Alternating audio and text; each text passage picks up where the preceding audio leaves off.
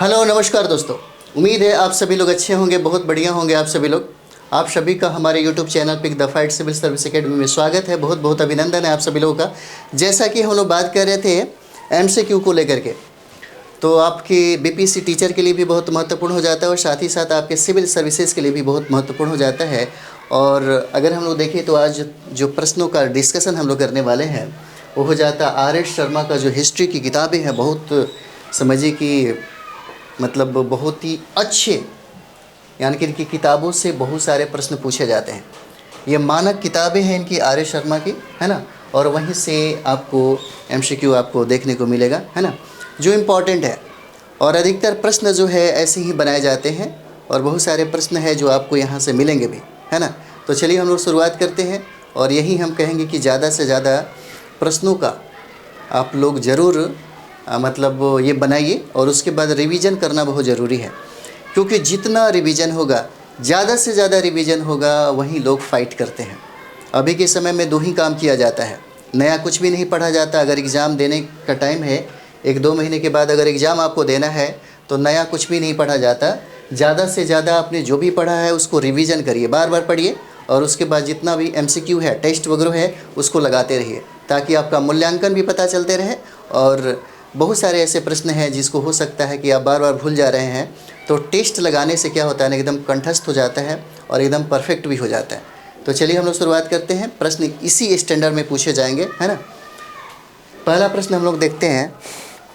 पहला प्रश्न है हमारा, क्या कहता है पहला प्रश्न। तो पहला प्रश्न देखिए, कहता है वर्तमान में, पहला प्रश्न है कि वर्तमान में अतीत की प्रासंगिकता के संदर्भ में निम्नलिखित कथनों पर विचार कीजिए, है ना।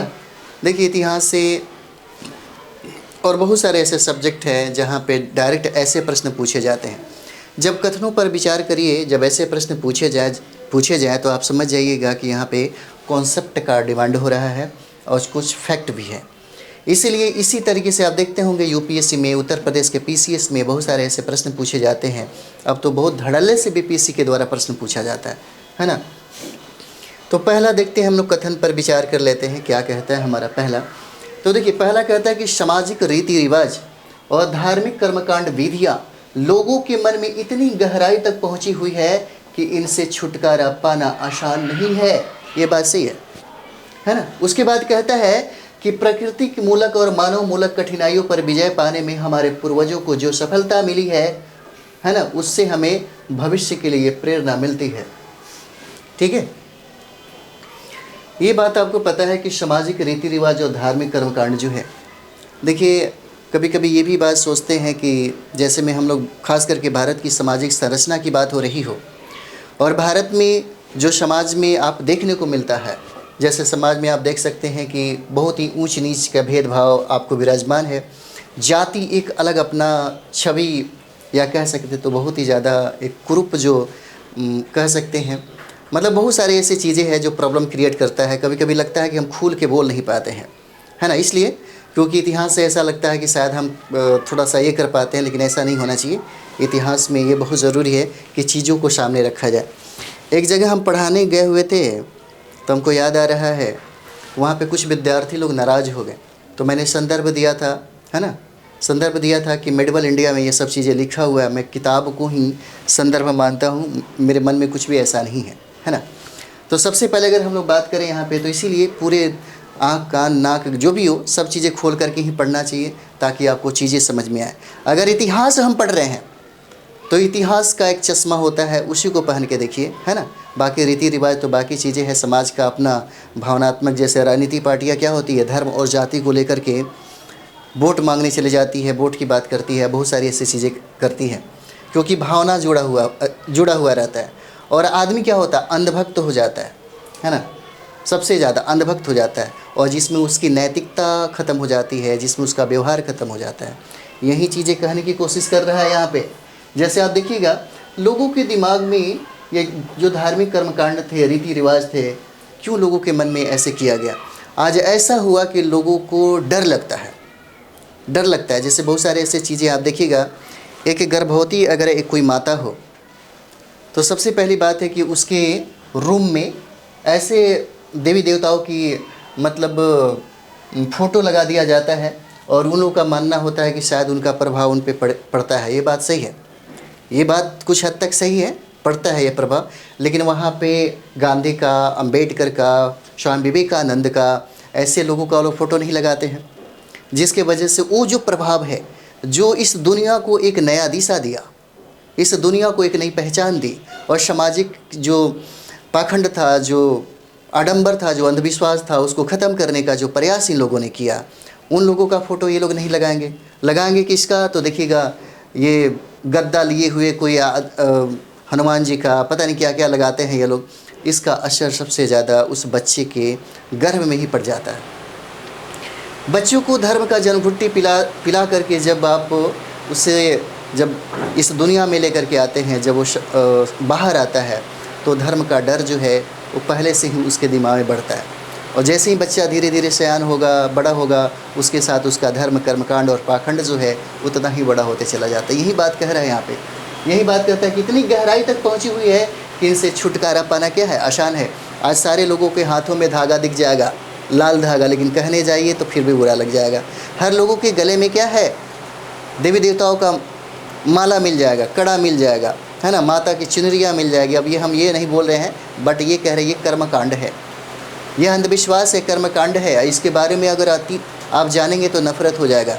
सच्चाई क्या है, इतिहास जब सही तरीके से आप पढ़ेंगे, जब समझेंगे, तो आपको ये जो धागा बांधते हैं ना, ये जो आपको दिखाता है कि आप मानसिक रूप से बीमार हैं, है ना, ये विज्ञान कहता है, वैज्ञानिक दृष्टिकोण है कि मानसिक रूप से जो बीमार लोग रहते हैं वही लोग हाथों में धागा, कड़ा, पता नहीं क्या क्या पहनते हैं। यह मैं नहीं कह रहा, वो किताबों में लिखा हुआ है ना। तो यही कहता है कि इससे छुटकारा पाना बहुत ही क्या मुश्किल है, पाना आसान नहीं है। दूसरी बात ये कहता है कि प्रकृति मूलक और मानव मूलक की कठिनाइयों पर विजय पाने में हमारे, जैसे आप देखते होंगे हमारे समाज के लोगों ने, खास करके अगर आप पाषाण काल पढ़ेंगे तो पाषाण काल से ही इंसानों ने अपने जीवन को बेहतर बनाने के लिए, सुलभ बनाने के लिए प्रकृति के साथ लड़ा। आज देखिएगा, अभी हम लोग वीडियो शूट करते हैं तो बहुत ज़्यादा गर्मी लगता है, तो हमारे कोई विद्यार्थी ने कहा कि सर फ़ैन लगा लीजिए, अभी फ़ैन ही चला रहे क्योंकि बहुत ज़्यादा गर्मी है। तो हमने प्रकृति से जीतने के लिए, हमने अपने जीवन को और सरल और सुलभ बनाने के लिए क्या किया? लड़ा। और लड़ के मैंने क्या किया? जीत हासिल किया। यह वैज्ञानिक दृष्टिकोण रहा, है ना, एक विद्वानों का ये कह सकते। तो ये सब चीज़ें था यहाँ पे। तो पूर्वजों को सफलता मिली और उससे हमें भविष्य के लिए प्रेरणा मिलता है। जैसे हमारे कुछ सालों के बाद, है ना, 100 साल, 200 साल, 500 साल के बाद लोग यही कहेंगे कि एसी भी था, एसी था, कूलर था, पंखे थे, है ना, मशीन के द्वारा नए नए आविष्कार हो रहे थे, और ये हमारे पूर्वजों ने क्या किया? इसको डेवलप किया, है ना। और ये सब चीज़ें लिखा हुआ है इसमें। तो इस तरीके से अगर हम लोग देखें इसको, तो पहला और दूसरा दोनों जो कथन है बिल्कुल सटीक और सही होता है ना। इस तरीके से आंसर की अगर हम बात करें तो 1 और 2 दोनों सही हो जाता है ना। चलिए आगे हम लोग देखते हैं दूसरा प्रश्न क्या कहता है। दूसरा प्रश्न कहता है, यहाँ पे फैक्ट है, डायरेक्ट पूछा गया है सवाल। ये दूसरा बहुत इंपॉर्टेंट है आपके लिए, है ना। कहता है कि सर विलियम जोन्स ने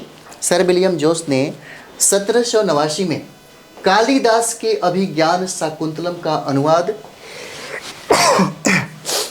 अंग्रेजी में किया, है ना। एकदम सटीक है, सही है। और ये बहुत बार सवाल पूछा गया है आपसे। ये पूछा गया है कि कालिदास का अभिज्ञान शाकुंतलम का अनुवाद अंग्रेजी में किसने किया, है ना।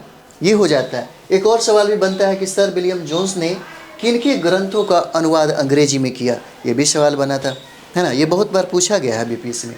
उसके बाद एक ये कहता है कि हिंदुओं के परम सिद्ध धार्मिक ग्रंथ कौन सा भगवद गीता का अंग्रेजी में अनुवाद 1785 में बिल्किंस ने किया है ना। यह भी सही है। और इस यहाँ से दोनों जगह से बहुत बार बीपीएससी में सवाल पूछा गया है, बहुत बार प्रश्न पूछा गया है ना। यानी कि अगर कथन पे हम लोग विचार करते हैं और कहता है कि कथन कौन सा सत्य है, तो दोनों सत्य हो जाएगा। 1 और 2 दोनों सत्य हो जाता है ना। एशियाटिक सोसाइटी और बंगाल की भी स्थापना इन्होंने किया था। इस तरीके से हमारा जो आंसर यहाँ पे होगा 1 और 2 दोनों हो जाता है ना। आगे हम लोग देखेंगे दूसरा प्रश्न जो हमारा होगा, आर एस शर्मा का हिस्ट्री है भाई, बहुत सटीक किताबें हैं ये। और किताबें तो बहुत सारा है, लेकिन मानक किताबें ही पढ़ना चाहिए। आप अगर बाज़ारवाद करने लगते हैं तो बाज़ार में बहुत सारी चीज़ें हैं, उसका कोई फ़ायदा नहीं मिलता। लेकिन सटीक किताबों का NCERT हम बार बार कहते हैं आपको, और सटीक किताबें ही पढ़िए। सटीक किताबें बहुत कम विद्यार्थियों के पास होता है। जिनको गाइडलाइन करने वाले बेहतर लोग होते हैं उन्हीं के जीवन में ऐसा चीज़ मिलता है। और मुझे लगता है कि अभी के समय में बहुत सारे ऐसे लोग हैं जो सही गाइडलाइन करते हैं, है ना। तो इसीलिए सही किताबें पढ़िए। इसी नहीं, ऐसा नहीं कि कोई भी मार्केट में कोई भी किताबें लिख देता है, किसी इंस्टीट्यूट का भी नोट्स लोग पढ़ने लगते हैं। ठीक है, अपने जगह सही है, लेकिन पहले शुरू में, प्रारंभ में, जब आपकी अपनी तैयारी शुरू हो रही है, उस समय में सटीक किताबें पढ़ना बहुत ज़रूरी होता है। और यही चीज़ें आपको रिजल्ट दिलाता है, यही जो चीज़ है रिजल्ट दिलाता है ना। तो चलिए यहाँ पे देखते हैं, तीसरा नंबर सवाल है। कहता है यहाँ पे कि बम्बई में एशियाटिक सोसाइटी की स्थापना कब हुआ था। तीसरा नंबर सवाल, ये बीपीएससी में भी बहुत बार ये प्रश्न जो है पूछा हुआ है। तीसरा नंबर सवाल जो है ना, कहता है कि बम्बई में एशियाटिक सोसाइटी की स्थापना कब किया गया। बम्बई में कहता है, तो बम्बई में 1804 ईस्वी में होता है। इसका आंसर क्या है, बी हो जाएगा। 1804 में एशियाटिक सोसाइटी जो है इसकी स्थापना किया गया था। उसके बाद यहाँ पे देखेंगे, यहाँ पे आप देखिएगा, ये प्रश्न पूछा हुआ है बीपीएससी में। यह प्रश्न जो है बीपीएससी में पूछा गया है। उत्तर प्रदेश का पीसीएस में भी ये सवाल पूछे गए हैं। और बहुत सारे ऐसे कंपटीशन है जहाँ पे ये सवाल पूछे जाते हैं, क्योंकि ये जो सवाल है बहुत ही इम्पोर्टेंट हो जाता है ना। 4 नंबर सवाल कहता है कि मनुस्मृति का अंग्रेजी अनुवाद एक कोड ऑफ जेंटू लॉज के नाम से कब कराया गया, है ना। और यही मनुस्मृति को डॉक्टर बी आर अम्बेडकर ने 1927 में जला दिया, है ना। कितना बड़ा परिवर्तन था, वो गजब का परिवर्तन था। तो मनुस्मृति का अंग्रेजी अनुवाद एक कोड ऑफ जेंटू लॉज के नाम से कब कराया गया, है ना। तो यहाँ पे देखिए, ये हो जाता है 1776 में होता है। इसका आंसर क्या हो जाएगा, ये हो जाएगा। बहुत बार ये सवाल पूछा गया है, ये आपके लिए बहुत भी आई है, इसे याद रखिए। 1776 में होता है ना। चलिए आगे बढ़ते हैं हम लोग। 5 नंबर सवाल है। 5 नंबर सवाल कहता है कि विसेंट आर्थर स्मिथ, जिनकी पुस्तक अर्ली हिस्ट्री ऑफ इंडिया के संदर्भ में कहता है कि कथनों पर विचार कीजिए। क्या क्या कथन है, तो हम लोग यहाँ पे 3 कथन देखेंगे। पहला हम लोग देखते हैं यहाँ पे 5 नंबर सवाल कहता है कि पुस्तक के 1/3 भाग में केवल सिकंदर का आक्रमण वर्णित किया गया है। ये बिल्कुल सटीक चीज़ें हैं, है ना। सिकंदर के बारे में देखिए, अगर सिकंदर भारत में नहीं आता तो शायद प्राचीन भारत के इतिहास को लिखने में सुलभ नहीं हो पाता। इतिहासकारों के लिए बहुत मुश्किल खड़ा हो जाता, क्योंकि यहाँ पे एक डेट का पता करना और पता चलना बहुत ज़रूरी था। इसलिए सिकंदर का जो भारत पर आक्रमण होता है, भारत में जो आगमन होता है, वो इतिहास को लिखने में बहुत ही ज़्यादा सरल बना दिया। और ये सबसे ज़्यादा अगर हम लोग बात करें यहाँ पे, तो सिकंदर का जो आक्रमण का जो वर्णन है, खास करके स्मिथ के बुक में, जिनका नाम है अर्ली हिस्ट्री ऑफ इंडिया में, सबसे ज़्यादा मिलता है। उनके बारे में वो लिखते हैं। जिस तरह से आप देखते हैं मौर्य के बारे में सबसे ज़्यादा रोमिला थापर जो हैं वो लिखती हैं। बहुत बेहतरीन किताब है, अगर आपको पढ़ना हो तो पढ़िएगा, है ना। बहुत अच्छी किताबें हैं। और प्राचीन भारत के इतिहास में 61 किताबें, आप चाहें तो उसको भी पढ़ सकते हैं। झा एंड श्रीमाली है, यूपीएससी के लिए लोग पढ़ता है। झा एंड श्रीमाली उसके लिए पढ़ा जाता है। बहुत ऐसे विद्यार्थी हैं जो सटीक किताबों का अध्ययन करना चाहते हैं, तो प्राचीन भारत के इतिहास में झा एंड श्रीमाली थोड़ा मोटा किताबें हैं, बट है बहुत महत्वपूर्ण, है ना। बहुत मानक किताबें मानी जाती हैं। उसके बाद हम देखते हैं इसमें राजनीतिक इतिहास की प्रधानता दिया गया है। अर्ली हिस्ट्री ऑफ इंडिया, याद रखिएगा, विसेंट आर स्मिथ का एक ग्रंथ हो जाता है, जिसमें सिकंदर के आक्रमण का सबसे ज़्यादा जिक्र किया गया है। और इसमें राजनीति की इतिहास जो संदर्भ है, इसको सबसे ज़्यादा इसमें लिखने की कोशिश किया गया। उसके बाद कहता है इसमें भारत को स्वेच्छाचारी शासन वाला देश कहा गया, है ना। इसमें स्वेच्छाचारी शासन वाला देश कहा गया, जिसे ब्रिटिश शासन की स्थापना से पहले कभी राजनीतिक एकता का अनुभव नहीं हुआ था। देखिए, सिकंदर उस समय आया जिस समय भारत में इसके समकालीन अगर शासक की बात करें तो घनानंद होता है। और घनानंद की बात करें तो यहाँ पे देखिएगा, ये सारे जो भारत के द्वारा, भारतीयों के द्वारा ही शासन हो रहा होता है। क्योंकि यहाँ पे अगर पढ़ेंगे तब आपको समझ में आएगा, क्योंकि भारत के जो मूलवासी हैं, भारत के जो मूलवासी कहा जाता है, जैसे ओबीसी SC वाले जो लोग हैं, इन्हीं के पूर्वज यहाँ पे शासन कर रहे थे। और यहाँ पे सबसे ज़्यादा दुर्दशा अगर आप देखना चाहेंगे, सबसे बुरी हालात में यहाँ पे ब्राह्मण ही थे। इसीलिए देखिएगा, इसलिए आप देखिएगा, पढ़िएगा अच्छे तरीके से, किताबों में लिखा हुआ है सब चीज़ें। इसलिए देखिएगा, कभी भी वो मान और सम्मान यहाँ के मूल राजाओं ने कभी भी ब्राह्मणों को नहीं रखा। और ये चीज़ें हमेशा ब्राह्मणों को सबसे ज़्यादा खटकता था।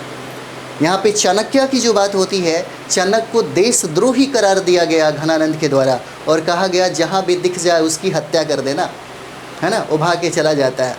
और एक बात और भी जानिएगा, इस बात को पढ़िएगा चीज़ें से सही तरीके से। इतिहास में ये भी कहता है कि उस समय सिर्फ राजा सम्राट बनने, जैसे कैसे है हमारे भारत के संविधान में लिखा गया है कि सबसे ज़्यादा सर्वोच्च पद जो होगा, जैसे भारत का प्रधानमंत्री, भारत का राष्ट्रपति, है ना, इतने जो बड़े बड़े पोस्ट हैं, सिर्फ भारत के नागरिक ही इस पद पे जा सकते हैं, है ना। कोई विदेशी व्यक्ति को आप नहीं उस सत्ता को सौंप सकते, है ना।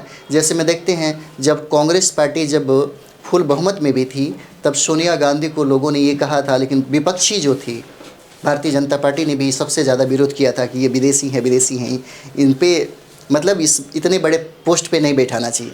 उसी तरीके से उस समय में भी सिर्फ राजा बनने का अधिकार भारत के मूलवासियों को ही था, है ना। उस समय कोई बाहर से आने वाले लोगों को ये अधिकार प्राप्त नहीं था। और यही बात यहाँ पे ये कहता भी है, पढ़िएगा वहाँ पे तब समझ में आ गया। मौर्य पूरा ये चीज़ है। मगध का उत्कर्ष जब पढ़ेंगे तो मगध के उत्कर्ष में ही है, जहाँ पे हम लोग पाटलिपुत्रा, दिल्ली का क्षेत्र भी छोड़िए, अभी पाटलिपुत्रा की बात करें तो यही पाटलिपुत्रा मगध का उत्कर्ष जब पढ़ेंगे आप, तब आपको समझ में आएगा, है ना, कि उस समय। और उस समय की बात करें तो उस समय कोई ऐसा, जैसे बहुत सारी बातें हैं यहाँ पे कहने को मन कर रहा है, लेकिन अभी हम लोग बहुत सारे प्रश्नों को देखेंगे, है ना। तो चलिए आगे हम लोग बढ़ते हैं। अगर हम लोग कथन पे बात करें और कहता है कि बताइए कौन सा कथन है जो सत्य हो जाता है, सत्य कथन कौन सा हो जाएगा, तो 1, 2 और 3 तीनों जो कथन है ये सही है, एकदम सटीक हो जाता है। 1, 2 और 3 हो जाता है। 5 का आंसर क्या हो जाएगा, डी हो जाता है। चलिए आगे हम लोग देखते हैं। 6ठा नंबर सवाल क्या कहता है। 6ठा नंबर सवाल जो है, इंडो एरियंस, है ना, इंडो एरियंस नामक किसने पुस्तक लिखी, किसने पुस्तक लिखी, कौन सा, इंडो एरियंस नामक पुस्तक जो है किसने लिखी। तो ये देखिए राजेंद्र लाल मित्र के द्वारा लिखा गया। 6ठा नंबर राजेंद्र लाल मित्र के द्वारा लिखा जाता है ना। चलिए आगे हम लोग देखते हैं। 7 नंबर सवाल है। 7 नंबर सवाल क्या कहता है, देखिए कहता है कि आधुनिक लेखक आरजी भंडारकर के संदर्भ में निम्नलिखित कथनों पर विचार कीजिए। पहला अगर हम लोग बात करें, 7 नंबर सवाल जो है हमारा, यह कहता है कि आरजी भंडारकर ने सातवाहनों के दक्कन के इतिहास का और वैष्णव एवं अन्य संप्रदायों के इतिहास का पुनर्निर्माण किया। ठीक है, क्या किया, पुनर्निर्माण किया। 7 नंबर। उसके बाद कहते हैं आरजी भंडारकर कहते हैं कि विधवा विवाह का समर्थन किया और जाति प्रथा एवं बाल विवाह की कुप्रथा का खंडन भी किया। इसका मतलब ये है, कथन पे अगर हम विचार करते हैं तो उन्होंने ये संदर्भ में लिखा हुआ है, इसीलिए 1 और दोनों जो कथन है बिल्कुल सटीक है और सही है। कथन क्या हो जाता है, सही हो जाता है, यानी कि 1 और 3 हो जाएगा। 1 और 2 दोनों जो कथन है वो हमारा सही होता है। 8 नंबर सवाल है। ये भी प्रश्न जो है बार बार बीपीएससी ने यह पूछा है, बीपीएससी ने बार बार ये सवाल पूछा है, समझे।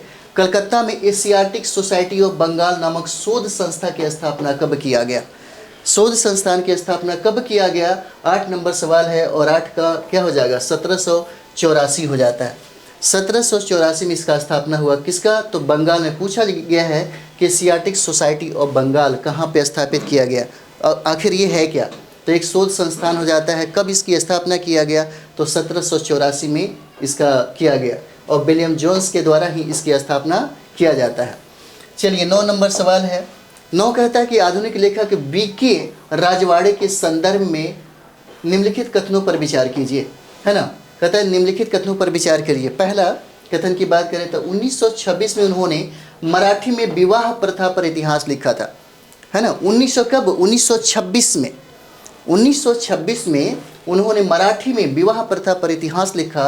और उसके बाद कहते हैं कि वीके राजवाड़े ने अशोक की शांति नीति की आलोचना किया था, है ना। इन्होंने क्या किया था, आलोचना किया, और आलोचना शांति नीति की आलोचना की। और इनका ये भी मानना था कि शांति नीति जब इन्होंने अशोक सम्राट ने जब लागू किया, तब जाकर के जिसके वजह से मौर्य साम्राज्य जो है इसका पतन धीरे धीरे क्या हो गया, अवश्यंभावी हो जाता है ना। इसका मतलब है कथनों पर जब हम विचार करेंगे और जब आप किताबें आर एस शर्मा का जब आप किताबें पढ़े रहते हैं तब आपको समझ में आता है कि हाँ ये सब चीज़ें तो उसमें लिखा हुआ है ना। इसका मतलब क्या है, अगर कथन हम लोग देखते हैं कि कथन सत्य है, कौन कौन कथन सत्य हो जाएगा, तो 1 और 2 दोनों हो जाता है ना। इसका आंसर क्या है, सी हो जाता है। 1 और 2 दोनों सही है। चलिए 10 नंबर सवाल है। 10 कहता है कि history and culture of Indian people के लेखक कौन हो जाते हैं। 10 नंबर सवाल है ना। कहता है यहाँ पे history and culture of Indian people के लेखक कौन हो जाते हैं। 10 नंबर सवाल तो ये हो जाएंगे रमेश चंद्र मजूमदार हो जाते हैं, है ना। आरसी मजूमदार जिसको बोलते हैं हम लोग, रमेश चंद्र मजूमदार हो जाते हैं। और यह प्रश्न जो है आपके बीपीएससी में भी पूछा हुआ, आप लोग देख लीजिएगा। 10 सालों के अंदर जितने भी प्रश्न पूछे गए हैं अधिकतर प्रश्न आपको यहाँ से मिलेंगे, है ना। और सारे के सारे जो प्रश्न बनाए जाते हैं सटीक किताबों से होता है। सबसे पहले एनसीईआरटी और मानक जो किताबें हैं। अगर प्राचीन भारत का इतिहास अगर आप देखते हैं तो अगर आप रमेश ये आर एस शर्मा को अगर आप पढ़ते हैं या रोमिला थापर को भी आप पढ़ लेते हैं, झाड़ श्रीमाली को पढ़ लेते हैं, तो इससे बाहर एक भी प्रश्न नहीं पूछा जाता है, चाहे वो यूपीएससी हो या बीपीएससी हो या कोई भी कंपटीशन हो जाता है ना। यहीं से प्रश्न बनाए जाते हैं। चलिए आगे हम लोग देखते हैं 11 नंबर सवाल। 11 कहता है कि टीला के संदर्भ में, है ना, टीला के संदर्भ में निम्नलिखित कथनों पर विचार कीजिए और विचार करने के बाद बताइए कि कौन सा कथन सत्य हो जाता है ना। कौन सा कथन जो है वो सत्य हो जाएगा। तो देखिए सबसे पहले ये धरती की सतह के उभरे हुए भाग को कहते हैं टीला, है ना, जिसमें नीचे पुराने प्राचीन स्मारकों के अवशेष मौजूद होते हैं। ठीक है, जैसे आप देखते हैं 2 तरह के टीले, जैसे आप हड़प्पा सभ्यता पढ़ते होंगे तो वहाँ पे 2 तरह के टीले थे, है ना। एक ऊपरी टीला था और एक निचली टीला था। निचली टीला वो प्राकृतिक रूप से था, लेकिन ऊपरी टीला को लोगों के द्वारा भरवाया गया, उससे ऊंचा करवाया गया, है ना। और इस तरीके से टीलों में 2 लोगों का वर्चस्व हो गया, 2 लोग उसमें निवास करने लगे।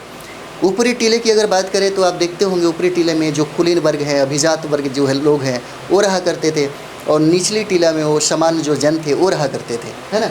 और यहाँ पे कहता है कि जब ऊपरी टीला ये देखते हैं तो उसके नीचे जो है आप देखते होंगे प्राचीन स्मारकों के अवशेष होते हैं। खंडहर देखने से पता चलता है ना कि एक ज़माने में वो सबसे ज़्यादा बुलंद रहा होगा, वही चीज़ें हैं यहाँ पे, है ना। पहला। दूसरा कहता है कि एकल सांस्कृतिक टीलों में सर्वत्र एक ही संस्कृति दिखाई देता है, ये भी बिल्कुल सही है। उसके बाद कहता है कि मुख्य सांस्कृतिक टीलों में एक संस्कृति की प्रधानता रहती है और अन्य संस्कृतियाँ विशेष महत्व ही नहीं होती। इसका मतलब है कि यह कथन अगर हम सत्य देखेंगे तो सत्य कथन में हमारा 1, 2 और 3 तीनों आ जाएगा। इसका मतलब क्या है, 1, 2 और 3 ये तीनों का तीनों आंसर क्या हो जाता है, डी हो जाएगा। हमारा आंसर सटीक है, सही है, डी।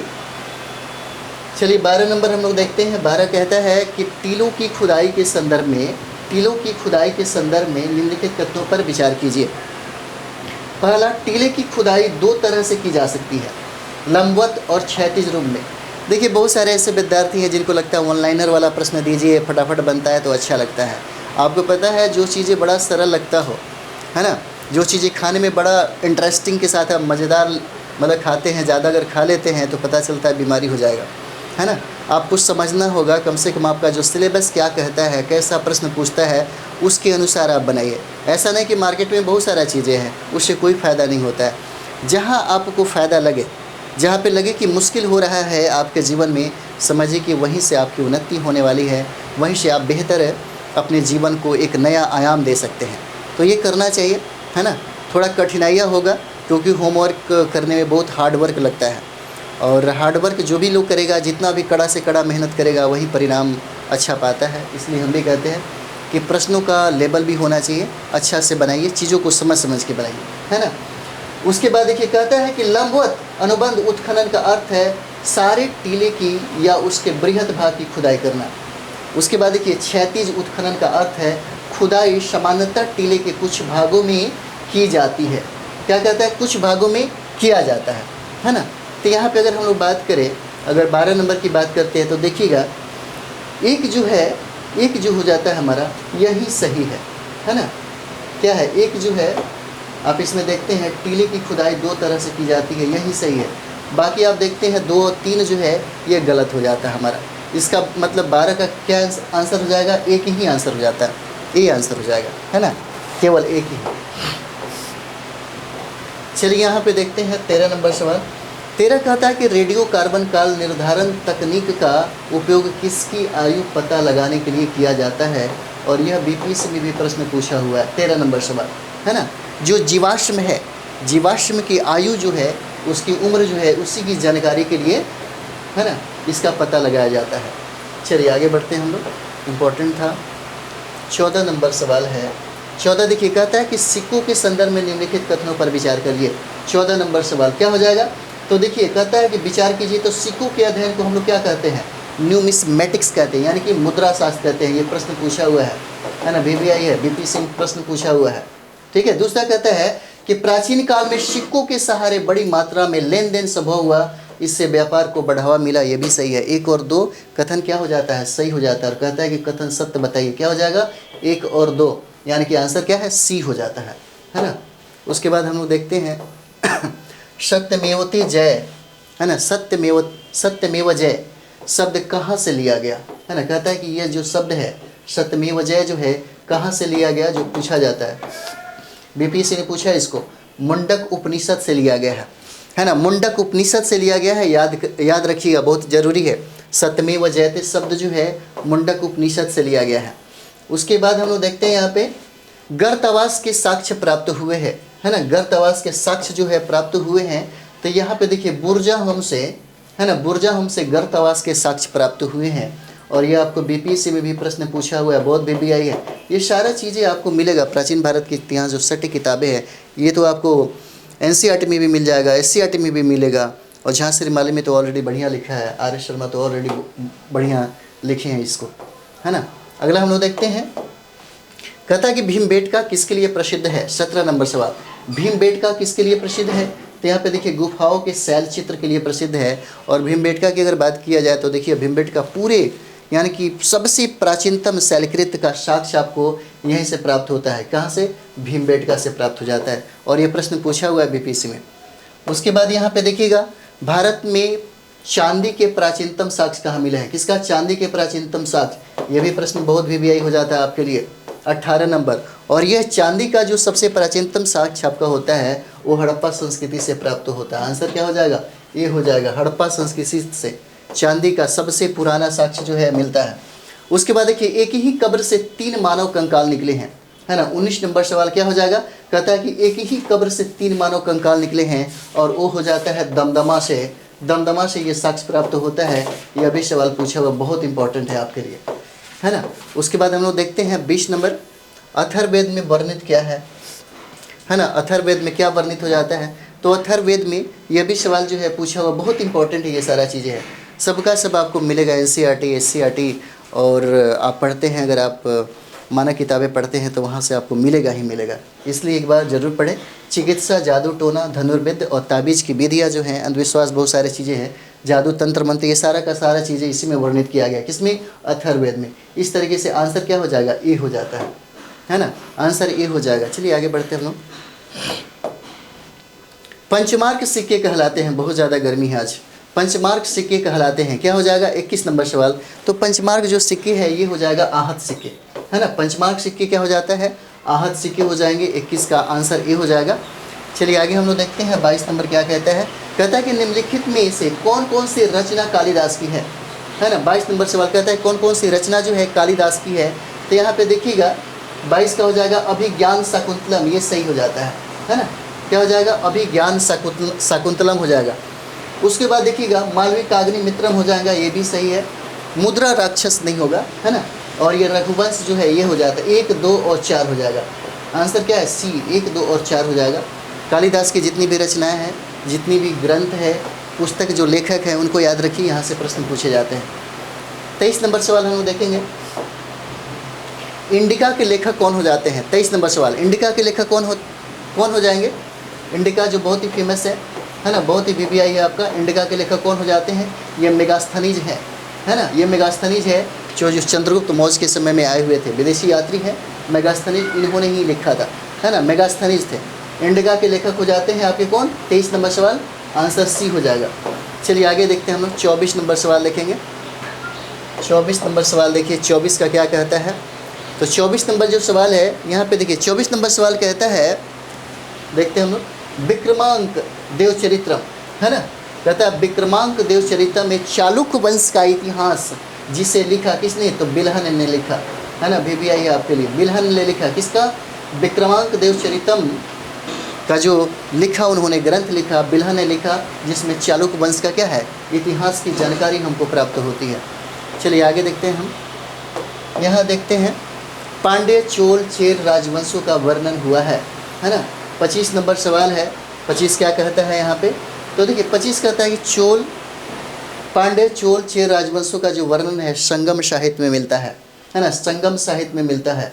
दक्षिण भारत का इतिहास है, चोल, चेर, पांड्य राजवंशों का जो वर्णन है हमको संगम साहित्य में क्या होता है, प्राप्त होता है ना। चलिए अगला प्रश्न देखते हैं। 26 नंबर सवाल है। 26 कहता है कि वैदिक साहित्य उपनिषद के संदर्भ में निम्नलिखित कथनों पर विचार कीजिए, है ना। पहला, अगर हम लोग देखिए 26 नंबर देखेंगे तो यहाँ पे कहता है कि उपनिषद का अर्थ होता है गुरु के समीप शिक्षा प्राप्ति के लिए बैठना। ये बात बिल्कुल सही है, और यह मुक्ति या मोक्ष का मार्ग बताता है। इसका मतलब कथन जो है 1 और 2 दोनों सही है। आंसर क्या हो जाएगा, सी हो जाएगा। 1 और 2 दोनों सही हो जाता है। चलिए 27 नंबर देखेंगे हम लोग। 27 कहता है यहाँ पे कि अर्थशास्त्र के संदर्भ में निम्नलिखित कथनों पर विचार कीजिए, है ना। अर्थशास्त्र की रचना कौटिल्य, चाणक्य ने की, ये बिल्कुल सही है ना। 27 नंबर सवाल क्या हो जाएगा, सही हो जाएगा। दूसरा कहता है कि अर्थशास्त्र में मौर्यकालीन प्रशासन, चंद्रगुप्त मौर्य की शासन व्यवस्था का वर्णन है, ये भी सही है। और अर्थशास्त्र में राज्य की उत्पत्ति, राज्य का संगठन, राज्य के कर्तव्यों का वर्णन चाणक्य ने लिखा, ये भी सही है। इसका मतलब आंसर क्या हो जाएगा, 1, 2 और 3 हो जाता है। 1, 2, 3 कथन क्या है, सही हो जाता है ना। 28 नंबर हम लोग देखेंगे। 28 क्या कहता है, देखिए मनुस्मृति का रचनाकाल यहाँ कहता है कि मनुस्मृति कब लिखा गया। 28 नंबर सवाल जो है कब लिखा गया, तो 200 ईस्वी से, यहाँ से देखेंगे 200 ईस्वी से, है ना, मतलब BC से लेकर के ईस्वी के मध्य में इस ग्रंथ को लिखा गया है। 28 नंबर, ठीक है। चलिए आगे हम लोग बढ़ते हैं। 29 नंबर सवाल है, देखते हैं क्या कहता है। चीनी लेखक फायान के संदर्भ में निम्नलिखित कथनों पर विचार कीजिए। पहला कथन है कि चंद्रगुप्त द्वितीय के शासनकाल में पाटलिपुत्र आया था, और ये प्रश्न जो है बहुत VVI है, बहुत बार पूछा हुआ है ना। ये सही है। और फायान ने धर्मों के अस्तित्व का उल्लेख किया है, वैष्णववाद, है ना, शैववाद, शक्तिवाद, बौद्ध धर्म और जैन धर्म आदि के बारे में भी यह लिखता है ना। इसका मतलब ये भी सही है ना, ये भी VVI है। और चीनी लेखक फायान की पुस्तक का नाम फो क्यों की है, और ये भी सही है ना, VVI है ये सारा। कथन सत्य पूछता है तो क्या हो जाएगा, 1, 2 और 3 हो जाएगा। इसका आंसर D हो जाता है। चलिए आगे हम लोग देखते हैं। 30 नंबर सवाल है। 30 कहता है कि वानभट्ट की पुस्तक हर्षचरित के संदर्भ में, है ना, वानभट्ट की पुस्तक जो है हर्षचरित के संदर्भ में लिखित कथनों पर क्या करिए, विचार कीजिए। पहला, इसकी रचना ईसा की 7वीं सदी में हुई, ये सही है। और इसमें हर्षवर्धन के आरंभिक जीवन का वृत्तांत लिखा हुआ है, इसने वानभट्ट ने लिखा है, ये भी बात सही है।